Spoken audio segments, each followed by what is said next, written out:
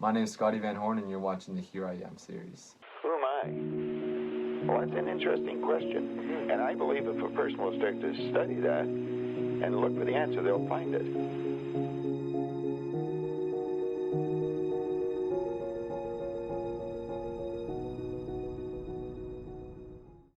I've made a lot of promises in my life. I've kept some, and I've broken some. When I was 18 years old, I was going to start college at a university.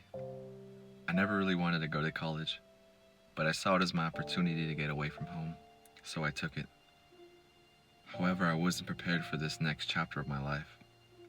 School was starting in less than a month, and I had no place to stay, and no money to even pay for school. I never took my preparation for college seriously, so I didn't have any financial aid to help me pay for my expenses.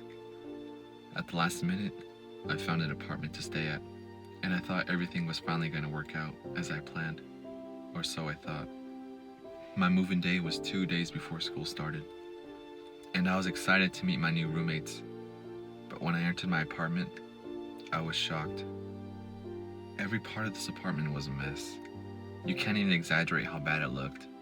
The apartment looked thrashed, and to make matters even worse, when I entered my room, all my furniture was gone. When I entered my roommate's room, I saw all my furniture piled together with theirs, and a crowd of people sleeping together on beds piled next to each other. I couldn't see myself living in that apartment, so I asked if there was another option, and there was, but only one left. I began to really worry. This had to work, or I wouldn't have a place to stay for school. When I got to the next apartment, it was the complete opposite. It looked like one of those model apartments you go in when touring an apartment complex. I thought this finally would work out, but it didn't.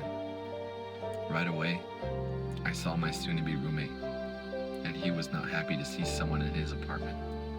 He told the apartment manager that he needed 2 days' notice before having someone come into his apartment, and started to get physical.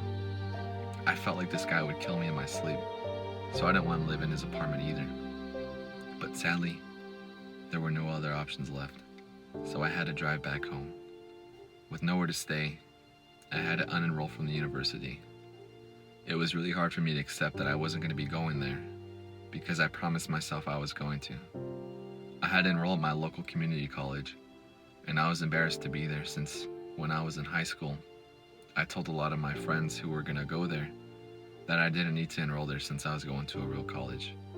At that point, I promised myself that this would only be temporary and that I would transfer back to the university where I longed to be.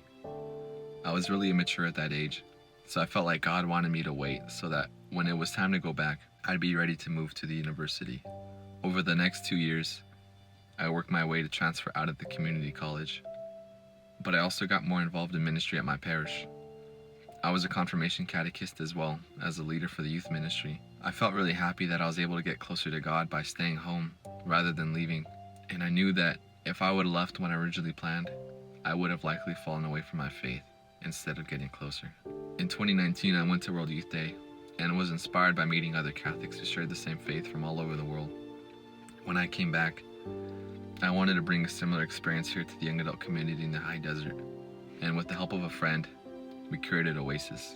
Things were going great for me at home, but I was waiting to be accepted to transfer back to the university. Time flew by, and I was accepted back. I was so happy and felt like working for this over the last 2 years finally paid off. I felt like God was finally letting me go to where I was meant to be now that I was ready. While I was transitioning there, I started dating a girl, and I felt even more confident that God was putting her in my life for a reason, since now He wanted my future here at the school. After a few dates, we went back to her apartment one night, and we started to take things too far. In my mind, I knew how to stop myself. I felt like I couldn't let the man I wanted to be give in to my temptations after feeling like I grew so much closer to God while working to come back to this school. I ended up leaving her apartment and told her that I couldn't go any further, since I promised myself I was going to wait until marriage. A week later, she broke up with me due to our different beliefs. After that, I was really upset with God. I felt like I was being punished for doing the right thing. I got really depressed and didn't have energy to even get out of bed. I wouldn't go to class and would lie to my mom that my class was canceled when she asked me why I didn't go to school. I became less involved with the ministries I was serving in, and I had no interest in going back to that university. It was really hard for me to make the decision to not go back, because I felt like that's what I was working for. But I realized that wasn't really what I wanted. As my depression got worse, I began to tell myself that I didn't want to continue living like this. I figured that there was something I could do to allow me to change my life, to be what I wanted to be, and not let anyone take my happiness away from me. I had $20,000 saved from the last 2 years to pay for my school, and I began to spend it all to change my life and make it what I wanted it to be, and have everything I wanted. The material happiness didn't last, and I was soon all about my money. I felt even worse than before, and now had no money to pay for a school.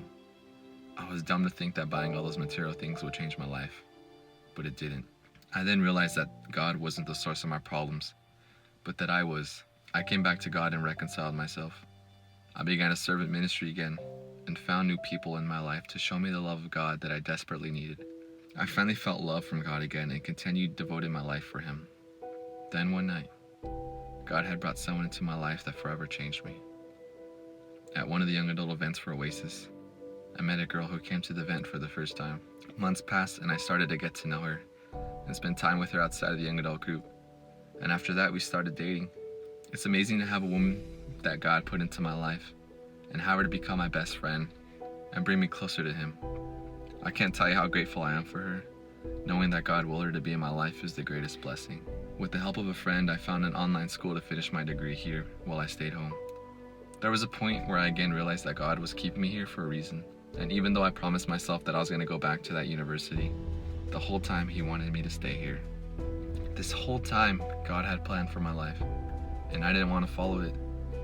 Now when I look back, I see how everything happened for a reason, and it made me into the man I am today. It's hard to accept that when we're living our lives, but now I can't help smile at all the blessings that God put in my life that happened after each lesson I learned. I feel like a lot of the time, we're like a young child sitting in front of an oven, trying to open the door to taste what's being made in front of us. And God is our parent who tells us to wait, while He's preparing the best thing for us, and is preparing us at the same time. We don't know that if we stick our hand in the oven, we'll end up burning our hand, or risk eating food that isn't ready. That's why it's so important to be patient with God and let Him work in His own time, to give you the best life that He's promising you, because it will be worth it.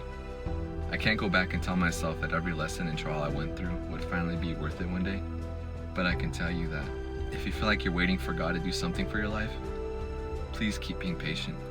He's going to give you the best possible thing for your life, but He needs you to be patient. So let Him do His work, and in the meantime, focus on becoming the best person you can be for whatever He's going to put in your life one day. It's hard to think that while we're going crazy trying to find out what we're going to do with our lives, God is here trying to tell us just wait, and that we need to trust in Him. I tried leaving home twice, and both times God was telling me, "What are you doing? I have something better for you here." There are still times when I find it hard to trust God, but every time I look back and see what He has already done in my life, I'm able to remind myself about what He has promised me, and that I need to let Him take His time. In a few months, I'll be graduating with my bachelor's degree, and I have a woman in my life who I want to spend the rest of my life with. I really owe a lot to God for opening up these doors for me, and for closing the wrong doors. If it weren't for Him, I wouldn't be who I am today. So here I am,